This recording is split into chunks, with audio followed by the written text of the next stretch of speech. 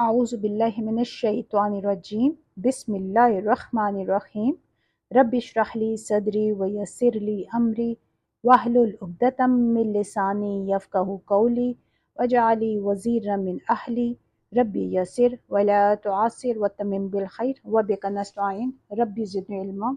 अस्सलामु अलैकुम व रहमतुल्लाहि व बरकातुहू। आज इंशाअल्लाह हम सूरह बकरा की आयत 252 ऑनवर्ड स्टार्ट करेंगे। दरमियान में बस कुछ वजूहात ऐसी थी कि हम अपने ये सफ़र को जारी नहीं रख सके, बट इंशाअल्लाह अल्लाह ताला से दुआ है कि अल्लाह ताला हमारे इस सफ़र में अब आसानी डाले, और इसको कोशिश करूँगी कि मैं अब फर्दर प्रॉपर सही तरह से कंटिन्यू कर सकूँ इंशाअल्लाह। तो स्टार्ट करते हैं आज का अपना सबक। बिस्मिल्लाहिर्रहमानिर्रहीम। ये अल्लाह के अहकाम हैं, हम पढ़कर सुनाते हैं उन्हें आप पर हक के साथ, और बेशक आप यकीनन पैगंबरों में से हैं। ये कौल गोया हज़रत जिब्राईल अलैहिस्सलाम की तरफ मंसूब होगा। ये हज़रत मोहम्मद मुस्तफ़ा सल्लल्लाहु अलैहि वसल्लम और तमाम मुसलमानों से खिताब है कि ये अल्लाह की आयत हैं जो हम आपको सुना रहे हैं हक के साथ। ये एक बामकसद सिलसिला है, और यहाँ पे अल्लाह ताला बता रहे कि यकीनन हज़रत मोहम्मद मुस्तफ़ा सल्लल्लाहु अलैहि वसल्लम अल्लाह के रसूलों में से हैं। अब आयत 253 में है, ये सब रसूल हमने फजीलत दी है उनमें से बास को बास पर।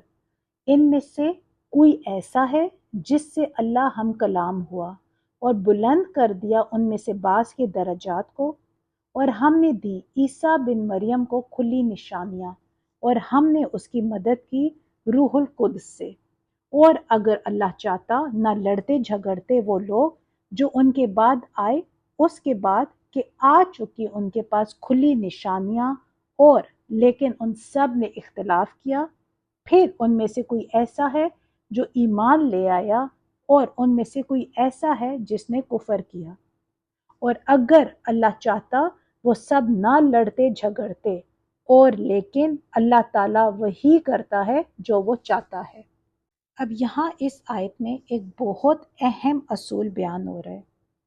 ऑलरेडी पहले अल्लाह ताला हमें बता चुका है कि रसूलों के दरमियान तफरीक कुफर है, और कुरान पाक से ये साबित है कि अल्लाह ताला ने अपने रसूलों में से हर एक को किसी न किसी पहलू से फजीलत बख्शी है, और इस एतबार से वो दूसरों पर मुमताज़ है।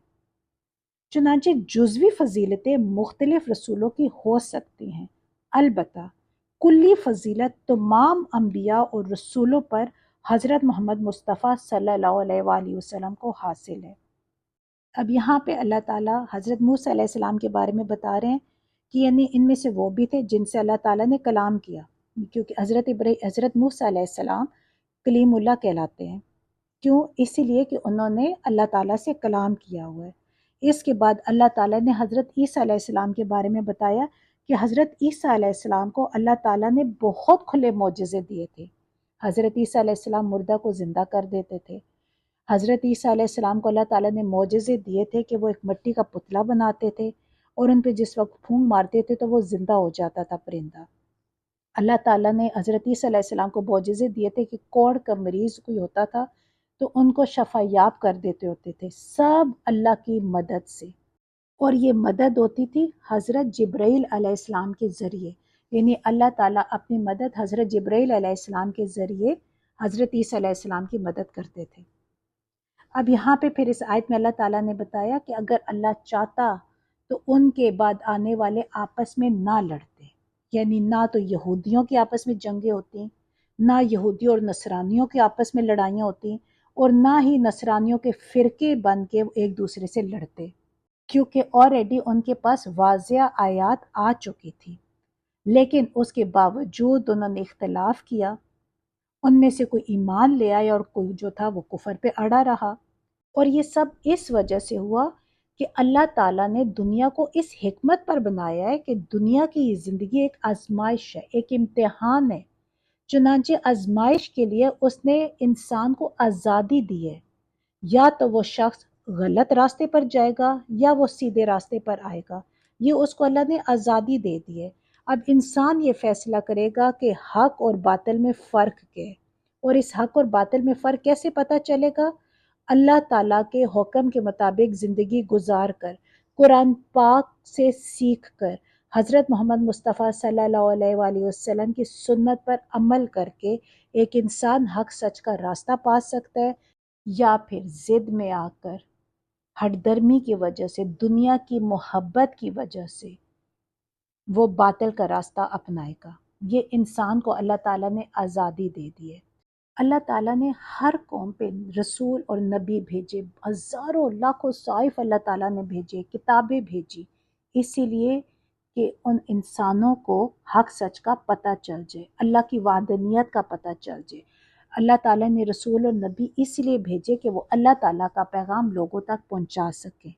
اب یہ انسانوں کو اللہ نے خود مختار بنا دیے کہ اگر وہ اللہ پر، اللہ کے بھیجے ہوئے رسولوں پر ایمان لے آتے ہیں تو وہ سچ کے راستے پر چل پڑتے ہیں، اگر وہ نہیں لے کر آتے تو وہ پھر ان کا ٹھکانہ صرف اور صرف جہنم ہوگا۔ اب آیت نمبر 254 میں ہے، اے وہ لوگو جو سب ایمان لائے ہو، تم سب خرچ کرو اس سے جو ہم نے تمہیں رزق دیا، اس سے پہلے کہ آ جائے وہ دن سودے بازی نہ ہوگی اس میں، اور نہ کوئی دوستی اور نہ کوئی سفارش، اور وہ سب کفر کرنے والے ہی سب ظالم ہیں۔ اب یہاں اس آیت میں اللہ تعالیٰ غزوہ بدر کے لیے سب کو ذہنی اور نفسیاتی طور پر تیار کر رہے ہیں۔ غزوات کے لیے جہاں سرفروشی کی ضرورت ہے وہاں ظاہر مال کا خرچ کرنا بھی ضروری ہے، چنانچہ اب یہاں بڑے زوردار انداز میں انفاق مال کی طرف توجہ دلائی جا رہی ہے۔ اب یہاں اس آیت میں اللہ تعالیٰ کہہ رہے اے اہل ایمان خرچ کرو اس میں سے جو کچھ ہم نے تمہیں دیا، اس سے پہلے کہ وہ دن آ جائے جس میں کوئی خرید و فروخت نہیں ہوگی، کوئی دوستی کام نہیں آئے گی، کوئی شفاعت مفید نہیں ہوگی، اور جو انکار کرے گا وہی ظالم ہے۔ اب دیکھیں یہاں پہ ہمیں یہ بات کلیئر ہو گئی ہے کہ جو انسان کہتا ہے نا میں نے اتنی محنت کی، میں نے اتنا کمایا، انسان کا کچھ نہیں ہے، دینے والا اللہ کی ذات ہے۔ انسان محنت کرتا ہے لیکن دیتا اللہ ہے، اگر اللہ چاہے تو انسان کو ملتا ہے، اللہ نہ چاہے تو انسان ٹکرے مار لے اسے کچھ نہیں ملے گا۔ جو اللہ تعالیٰ نے مال دیا ہوتا ہے انسان اپنی محنت کرتا ہے اسے ملتا ہے، لیکن اس میں اللہ تعالیٰ کے راستے میں خرچ کرنے سے اس مال میں برکت ہوتی ہے اور اللہ تعالیٰ پھر آخرت میں اس کا اجر بھی دیتا ہے۔ لیکن اگر وہ اس مال سے محبت کر کے اس سے اتنا عشق کرتا ہے کہ وہ اس مال کی خاطر ہی اپنی زندگی، اپنی دنیا کی ساری زندگی گزارتا ہے، اپنا سارے رشتے واسطے تعلق سب کچھ اس مال کی محبت میں وہ لٹا دیتا ہے، اس سے آخرت کی کوئی پرواہ نہیں ہوتی، وہ غریبوں کی مدد نہیں کرتا، اللہ کے راستے میں وہ خرچ نہیں کرتا، صرف وہ اپنے اوپر وہ خرچ کرتا ہے بلکہ وہ تجوریاں بھر بھر کے رکھتا ہے، تو ایسے انسان کی آخرت تباہ و برباد ہو جاتی ہے۔ اب یہاں اس آیت میں بھی اللہ تعالیٰ مسلمانوں کو ذہنی طور پر تیار کر رہا ہے کہ اب جو آگے آنے والا وقت ہے جس میں غزوات ہوں گی اس میں ہر ایک کو قربانی دینی پڑے گی، جان کی بھی اور مال کی بھی۔ پھر یہاں پہ اللہ تعالیٰ کہہ رہے ہیں کہ جو انکار کرے گا وہی ظالم ہے۔ اب یہاں کافر سے مراد اصطلاحی کافر نہیں ہے بلکہ معنوی کافر ہے، یعنی اللہ کے حکم کا انکار کرنے والے۔ جو شخص اللہ کے اس حکم انفاق کی تعمیل نہیں کرتا، وہ دیکھتا ہے کہ دین مغلوب ہے اور اس کو غالب کرنے کی جد و جہد ہو رہی ہے، اس کے کچھ تقاضے ہیں، اس کی مالی ضرورتیں ہیں اور اللہ نے اسے قدرت دی ہے کہ اس میں وہ خرچ کر سکتا ہے لیکن وہ خرچ نہیں کرتا، تو یہ ہے اصل کافر۔ اب اس آیت کو اگر ہم اپنی آج کی زندگی سے ریلیٹ کریں نا تو یہ صرف ان لوگوں کے لیے نہیں تھا، یہ ہم سب کے لیے، ایون قیامت تک کے آنے والے لوگوں کے لیے یہ اللہ تعالیٰ نے یہ حکم دے دیا ہے کہ اللہ نے جو مال دیا ہے اس مال میں جو انسان کی ضرورت کا ہے، جو ضرورت سے فارغ ہے، ضرورت سے فالتو ہے، ضرورت سے ہٹ کے، اس کو انسان اللہ کی راہ میں خرچ کرے۔ اب کیسے خرچ کر سکتا ہے؟ دیکھیے یتیموں کی مدد کر کے، بیواؤں کی مدد کر کے، ضرورت مند مساکین کی مدد کر کے۔ اب ہم آلریڈی پیچھے پڑھ چکے ہیں کہ اللہ تعالیٰ نے کیا کہا تھا کہ وہ لوگ جو اللہ کے راستے میں مصروف رہتے ہیں، اللہ کا دین پھیلانے میں مصروف رہتے ہیں، بہت سے ایسے لوگ ہیں، ظاہر ہے وہ پھر کام نہیں کر سکتے، وہ کام کریں گے تو وہ پھر اللہ کا دین نہیں پھیلا سکتے۔ ان کی مدد وہ کس طرح کریں گے؟ انسان اتنے طریقے سے کرے کہ کسی کو پتہ بھی نہ چلے، ان کی سیلف رسپیکٹ بھی رہ جائے اور ان کا کام بھی ہو جائے۔ ایسے بہت سے سفید پوش لوگ ہیں، عزت دار گھرانے سے لوگ ہوتے ہیں جو مانگتے نہیں ہیں، لیکن ہمیں معلوم ہوتا ہے ہمارے پڑوس میں، ہمارے رشتہ داروں میں انہیں ہماری ضرورت ہے، اور اگر اللہ نے ہمیں دیا ہوا ہے تو ہمارا یہ حق بنتا ہے کہ ہم ان کی مدد کریں، جتا کر نہیں، جتلا کر نہیں، دکھاوا کر کے نہیں، ایون ایسے کہ کسی کو پتہ بھی نہ چلے، ایون انہیں بھی نہ پتہ چلے کہ ان کی مدد ہو رہی ہے، کہ ان کی نظر جھک جائے بہت طریقے سے۔ اللہ سے دعا ہے کہ اللہ تعالیٰ ہم سب کو اتنی توفیق دے کہ ہم سب کو ساتھ لے کر چلیں، اللہ کے ہر حکم کے مطابق زندگی گزارنے کی اللہ تعالیٰ ہمیں توفیق دے، اور ہم پوری کوشش کریں کہ جس حد تک ہم دوسروں کی مدد کر سکتے ہیں اور اپنی زندگی اللہ کے حکم کے مطابق گزار سکتے ہیں ہم گزاریں۔ اب ہم جو آیت پڑھنے لگے ہیں 255، یہ آیت الکرسی ہے۔ رسول اللہ صلی اللہ علیہ وآلہ وسلم نے اسے تمام آیات قرآنی کی سردار قرار دیا ہے۔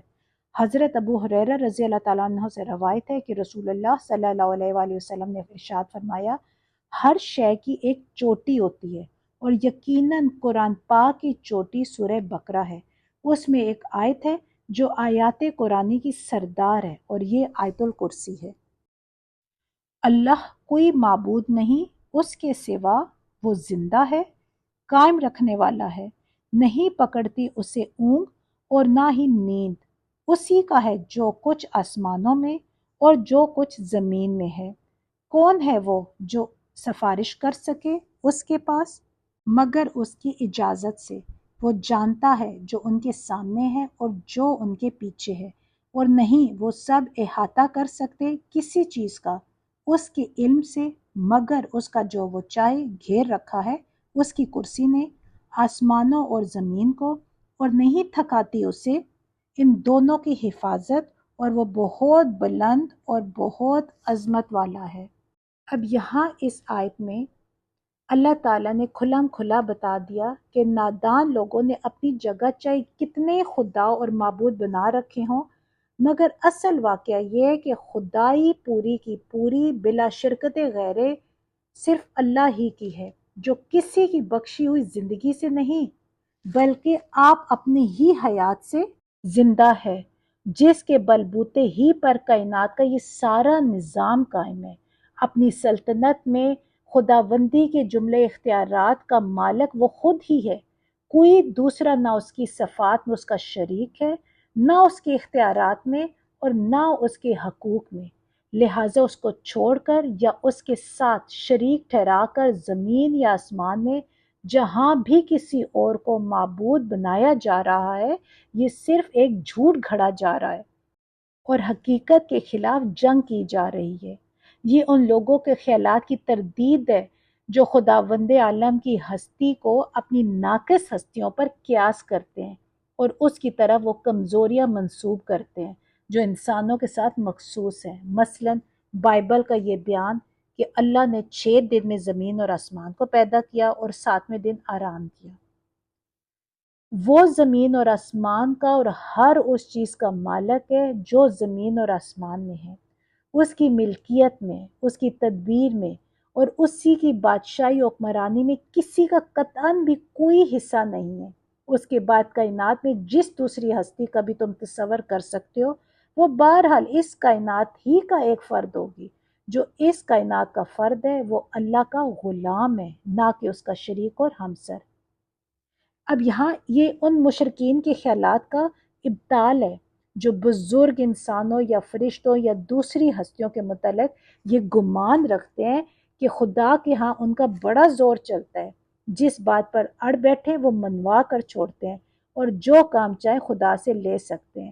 انہیں بتایا جا رہا ہے کہ زور چلانا تو درکنار، کوئی بڑے سے بڑا پیغمبر اور کوئی مقرب ترین فرشتہ اس بادشاہ ارض سما کے دربار میں بلا اجازت زبان تک کھولنے کی جرت نہیں رکھتا۔